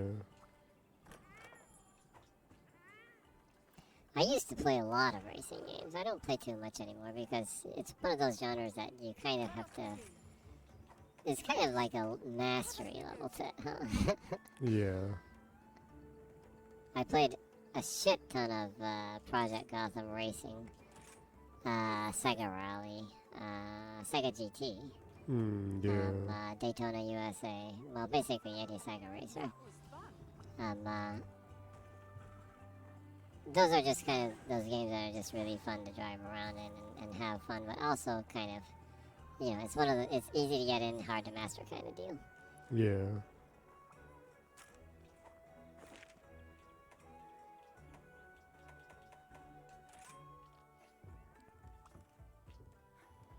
Yeah. Hello. I more or less enjoy the Which quest more are you on? simple arcadey ones. No. Yeah. The race sim ones, it is a lot of dedication to get into, huh? Yeah. It can be a lot of work here. Yeah. I assume that probably out of the games that they showed, Redfall is also the game that I'm excited to most too of. Since Hi-Fi Rush was shadow dropped. If it wasn't shadow dropped, by far Hi-Fi Rush would be the game I'm most excited to, but since it's already released, Mm-hmm. yeah, Redfall would be the one that I'm most looking forward to that hasn't been released. It looks like one of those games that will be really fun to kind of build your character. Mm-hmm. Yeah. And I always love a world that's fun to explore. And it seems like a game that has an open world that's fun to explore. Mm-hmm. It's not like everything is copy paste and unneedingly bloated. Yeah. Yeah. It looks much more handcrafted. This a quick one. Which is one of the reasons why I really enjoy Elden Ring. I just kind of like walk around and wander everywhere around the world. Yeah. Because it's so handcrafted, right? There's a Yeah. lot of environmental storytelling in that game, so. Yeah, there's a lot of stuff that's like, why in the world is this place Yeah, this they're like big? huge areas and like small hidden places. Yeah. And there's like nothing there. Yeah. I'm hoping that Redfall would be similar to that in the sense of that, oh wow, there's this kind of area here, with the psychic spaces thing or otherworldly spaces things. I'm hoping that can add that kind of sense of mystery and a sense of rewarding exploration with stuff like that. I have a good feeling about the game though because I've read interviews with the developers, but for me, when you read an interview with a developer that is like truly, truly excited about their game and just really passionate about the project, Mm-hmm. it's a good sign for me. I usually always like those games. Yeah. And I know there's no developer in the world that's not excited about their game. I understand that, but there's, I'm just talking about when you can like really feel the enthusiasm from them. Yeah. And reading stuff about Redfall, the people making it are just so enthusiastic toward the game, and it's like really enjoying making the game. Yeah. That I have that gives me a good feeling more than anything. So, looking forward to trying that out. Yeah. Well, as far as I know, Arcane never made anything that people didn't like, so Yeah. it would be pretty ridiculous to think that they suddenly make a dud. Yeah. Even their earlier 360 games are fun. I played some of those ones. I actually didn't beat it, but I played some of their really early on games during the 360. And those were fun too for what they were. Be needing this. Yeah.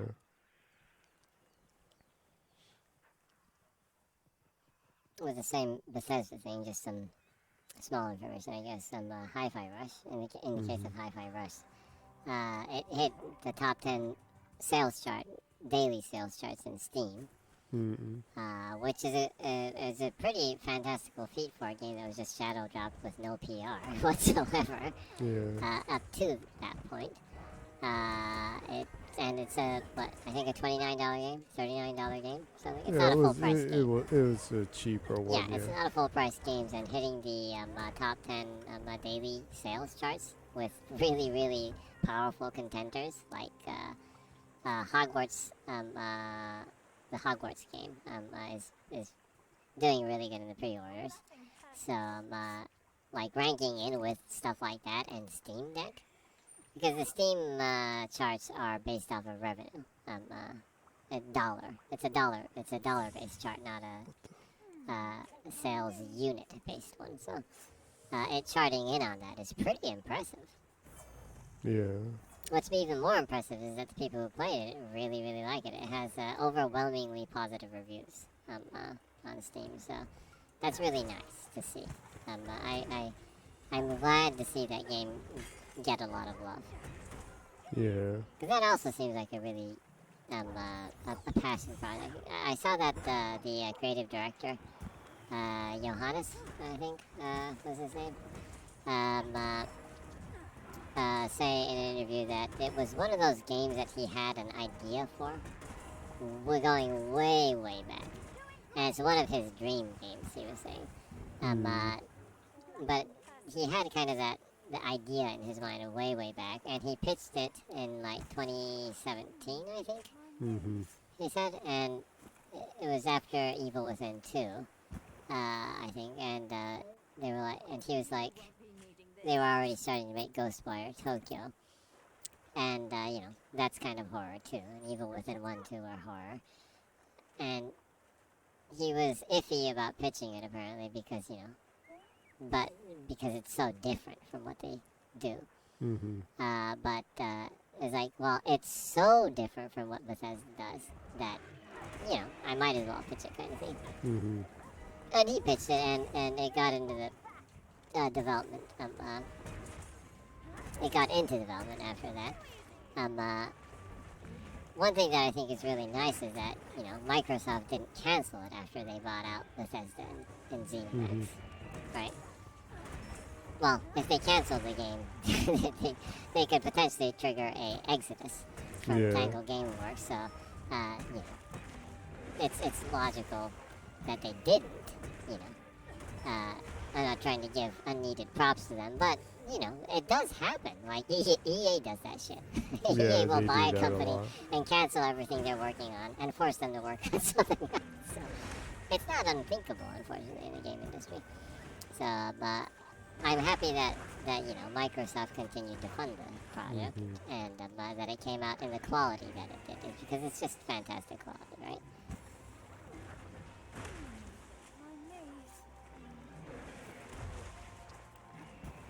And since we're talking about Xbox, I guess we can kind of cover Game Pass stuff.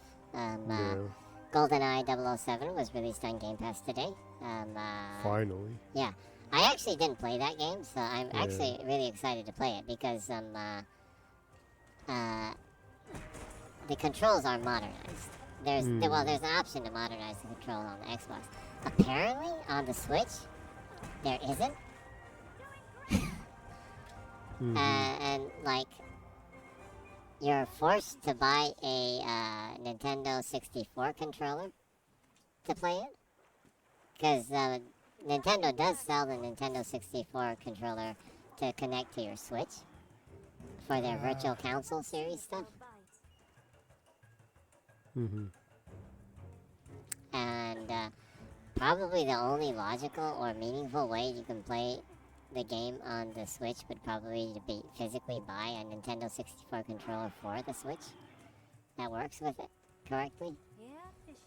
If not, Game Pass with modernized controls with the dual analog sticks control seems like the best way to try to play the game, and a modern approach.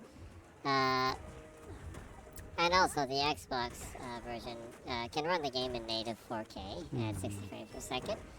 And it's also the screen is 16:9, so you'll get it a full screen on a modern, widescreen TV.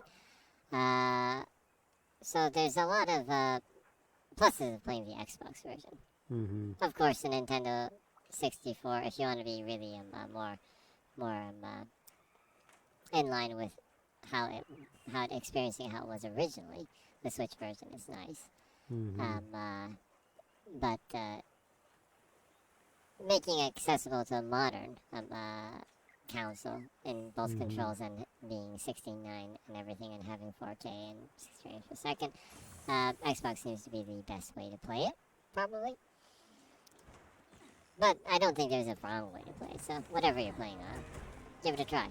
If Mhm. you own the digital version of Rare Replay, it Which comes... I do. Yeah, it comes free with that, even if you're not a Game Pass player. One of the So tricky I things... now own it. Yeah, you do. Hee-haw.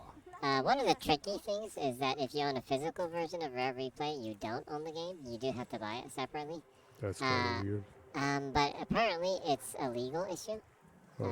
They were saying that they wanted to add it as a free download for people that own the physical one, but they couldn't do it legally, apparently. That's weird. So it is what it is. It is unfortunate, but it's worth owning the digital version too, even if you own a physical version. I mean, we doubled it too. Yeah. We own the physical version and digital versions of a lot of games because we want to stream it or that. Eventually. Or taking the disc out is a hassle. Oh yeah. Well, I'm at the point of I actually despise physical media. I just don't. I'm a lazy ass human being, so I just don't want to stand up to put in and take out a disc.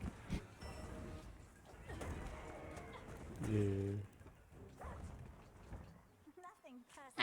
I own too many physical discs in the first place that it's kind of annoying to me to put stuff back and put stuff back. It's like, and I have a fairly large catalog of non-Xbox stuff too, so it's kind of a hassle for me. So digital is kind of my thing right now. So Yeah. And I have good reasons for that. Well, you too. We both carry the trauma of losing 90% of our games. yeah, our game collection. In the process of moving, we lost almost all of the physical games that we own, huh?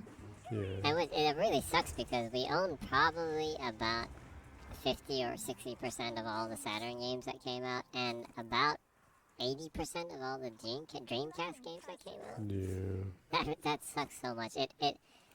And we had a whole bunch of the Genesis games. Yeah, we had a lot of Genesis. Because they were cheap after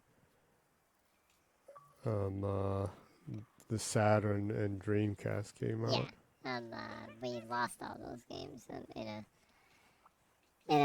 a moving fiasco accident Yeah. kind of thing. So Nightmare stuff. yeah, every time we go to Akihabara and are shopping and hunting for older games, it physically hurts me looking at all the games that we used to own that are worth $1,000 or $2,000 now. Yeah, some of them are insanely expensive. Yeah, because we actually we bought a lot of the Neo Geo CD games too. Yeah. And some of those are really expensive right now. Yeah. We bought some. Well, actually, you bought the Street Fighter 3 motherboard for the arcade game too. Lost that too, unfortunately.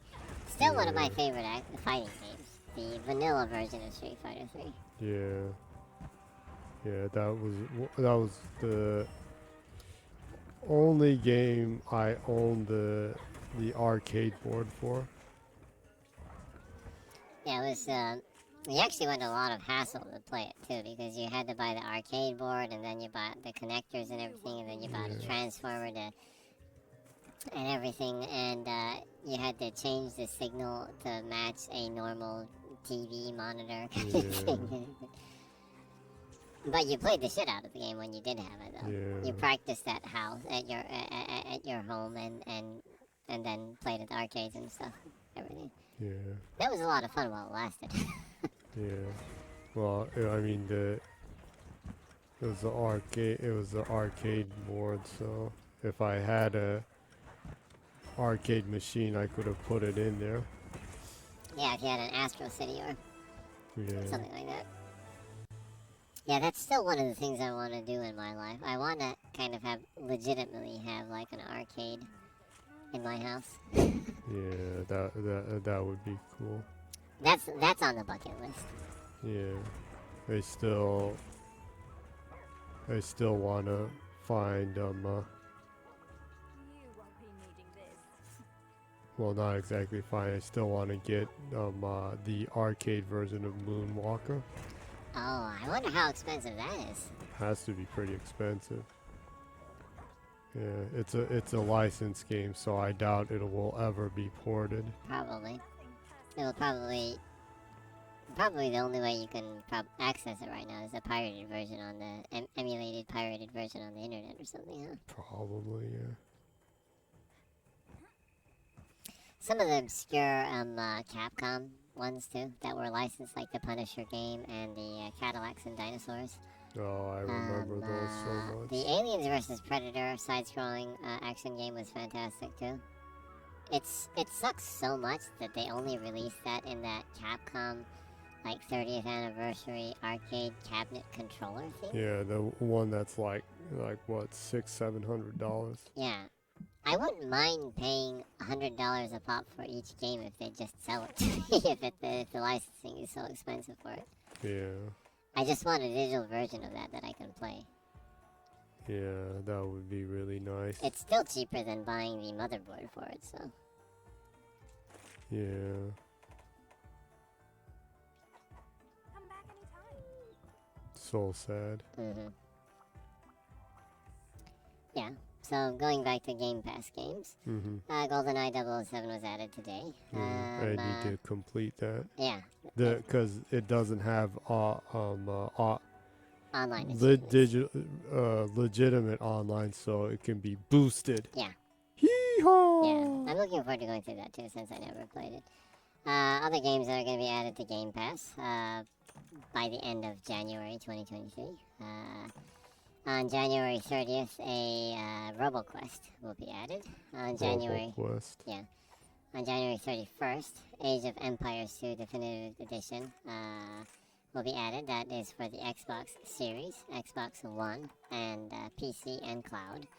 And Culinati Game Preview Edition will be added to Xbox Series, Xbox One, PC, and Cloud. JoJo's Bizarre Adventure All-Star Battle will be added to Xbox Series, Xbox One, PC, and Cloud. If you aren't familiar with the JoJo's Bizarre Adventure animation, go watch at least Stone Ocean Mm-hmm. on Netflix. It's one of the best animations that exist in the friggin' universe. But Not only is it fantastic, it's deep. yeah, it's deep. If you can, watch the entirety of JoJo's Bizarre Adventure, but if you can't, at least watch Golden Wind and Stone Ocean. Those are good entry points, I assume. They're just really great. And if you don't want to do that, hey, JoJo's Bizarre Adventure All-Star Battle is in Game Pass. Well, will be in Game Pass at the end of this month. You can kind of get an idea of the story. Yeah, or get familiar with the characters at Yeah. least. Because it has some really, really fantastical characters. Some of the best designs in anything, whether it be games, animation, manga, movies, whatever. Araki Hiroshiko is the only person that I would add sensei to as a mangaka. In Japan, any mangaka is generally referred, always called sensei, like Araki sensei or Togashi sensei or Toriyama sensei. They add sensei after their family name as, kind of a form of honoring their work. Mm-hmm. But I don't call anyone sensei unless I really feel like they have taught me. And Araki Yoshiko is one of the few people that I can credit probably almost everything I've learned in art to him, probably to one of the people that I can credit that for. So he's one of the few people that I truly, deeply, and lovingly call sensei. Araki Sensei is Or like they say in China, Sifu. Sifu. Araki Sifu. If you're in the Jackie Chan ones, you know Sifu. Sifu, yeah. Well, Sifu will be released on Xbox in March. Oh yeah, that's right. Yeah. I think I'll still probably buy the Steam edition since the mods are cool and that, but it's nice that it's coming to Xbox though. Yeah. So anyways, JoJo's Bizarre Adventure. If you're into design and art, even if you're not even if you're not a fighting game fanatic, give it a spin because it has fantastic character designs. Some of the most imaginative characters and wonderful use of colors that you can see in anything. And if you're intrigued by the characters, check out Netflix and watch the animation. For God's sake, don't watch the movie. That The is live action. the live action movie. It's worse than a hot pile of shit. So that's what's going to be added at the end of this month. They've already announced a good amount of stuff that'll be added next month. Do you want me to cover that too? Oh, sure, why not? Before we leave. On February 2nd, Darkest Dungeon will be added. Oh. Xbox Series, Xbox One, PC, and Cloud. Also on February 2nd, Grid Legends will be added. On February 7th, Hot Wheels Unleashed Game of the Year Edition will be added. On February 21st, Atomic Heart will be added to Game Pass. All of the above are for Xbox Series, Xbox One, PC, and Cloud. I'm curious to how Atomic Heart will run on Xbox One. That's literally one of the most beautiful games I've ever seen. So I think I might actually try installing it on my Xbox One X and see how it runs, just because I'm interested in how they actually ported that. Yeah. So February is already a pretty good month for Game Pass actually, with Hot Wheels Unleashed Game of the Year Edition and Atomic Heart and Grid Legends. It'll be interesting to see what else will be announced too. So yeah, and well, this will be more back, but in March, but it's already rumored that Ghostwire Tokyo will be added at the end of the month. I'm sure it will because it's been a year. So, we have a consistent good stream of first-party titles this year so far. We had Hi-Fi Rush this month. At the end of this month and beginning of next month, there will be Age of Empires 2 Definitive Edition. In March, there will be Ghostwire Tokyo. April, Minecraft Legends. May will have Redfall. And June, there's E3, and Microsoft has already announced that they will have an event at E3. So there should be a lot to look forward to in June. Maybe some shadow drop stuff then too. Right? Oh, that's it. Sweet. Sweet. And in between, there apparently is going to be a Starfield dedicated direct style stream. Or, I don't know, maybe Bethesda's going to do their own stream, but there will be a dedicated Starfield stream that will showcase, that will be sometime in between there, where apparently it's rumored that they'll announce the release date, finally. So there's actually, the first half of this year is pretty jam-packed, first-party-wise. I'm hoping they can keep that momentum into the end of the year, too. It would be nice if it is, yeah. And with third-party stuff, other than that, there's Guilty Gear Strive. They haven't announced when that will be released, but it's scheduled for spring, so probably March, April, May, June-ish, probably. A good amount of titles from Japan will be added too. So there's a lot of cool stuff to look forward to. Yeah. Xbox is looking a lot better this year compared to last year. Definitely. Third party stuff was good, but first party was ultimately lacking last year. So Yeah. Unfortunately, because of delays, yeah, that is a thing. I would rather have a delayed good game than a rushed so-so game. So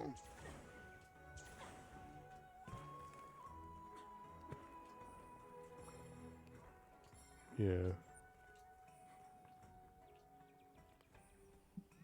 That would be the best. yeah, well, I'll just talk. I'll just say the this week's hardware sales in Japan, then you can wrap up the stream, huh? Yeah. The hardware sales for Xbox in Japan this week were 740 Xbox Series S's and 205 Xbox Series X's, equaling 945 units sold this week for the Xbox Series, which is kind of where it's been hovering the last, couple months. So it's standard. But the hardware that's coming in is selling, so that's good to see. I've seen a good amount of people saying that they've actually subscribed to Game Pass first, just to see how Xbox is, and then ended up buying a Series S because they actually really like Game Pass in Japan. So hopefully, with more first-party games being added to Game Pass, that can set a trend or kind of be a good way for people to get into the ecosystem. So. It is what it is. So, would you like to wrap up the stream then? Yeah. Well, actually, this was kind of weird, huh? Weird? Everything in a way went along so well. There wasn't a lot of banter. Well, yeah, there wasn't a lot of ridiculous banter, I guess. A lot of information, though. Yeah, Which lot is of nice. information. Kind of lacked in goofiness, Well, we did talk about Animaniacs and stuff, though. I guess. And talking about being intrigued about the word core. Yeah. I guess those are some of the few takeaways. I would say overall it's a pretty core stream. When you're surprised from now on, try using the word core, and people will be like, "What's that?" Core. You can be the talk of the town, or the party, or whatever. Yeah. But well, everything went along pretty well. Went through 4 quests. Yeah, you did, but you went through boss battle and the arena thing, and then a different one, and the little quest that you did then. Yeah. So I made a pretty good amount of progress during the stream. So, well, I hope I bring more entertainment. I wonder if I should put a rest to Monster Hunter and move to something and maybe do Monster Hunter again when I'm like really strong. When you're OP or something. Yeah. Well, you can do that if you want to. I wonder if I should. Well, you can think about it for a week. Yeah. Might try something in between. You can also go back to Stardew Valley if you want to. Possibly, yeah. Yeah, there was a good amount of ridiculous talk when we did those. Yeah. So, well, I hope whenever it is you watch this, since this will be up on YouTube, that you enjoyed it and you were dazzled by the discovery of the new vocabulary. Core. And hope to see you again, and whether this be the last time you watch this or listen to this, or you stick around. Remember, I'm on your side, and until next time, good night and keep smiling. Awesome.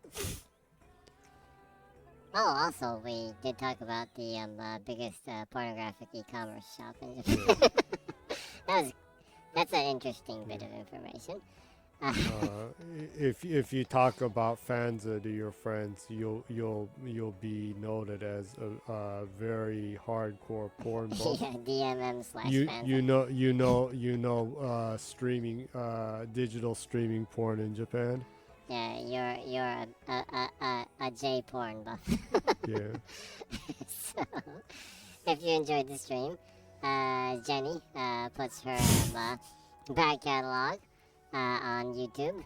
You can check the back catalog in both English and Japanese. Jenny streams twice a week, once in English, once in Japanese. Both of those are up. It's actually pretty entertaining watching the Japanese one with the auto-translated text at the bottom. Yeah. Check it out if you like it.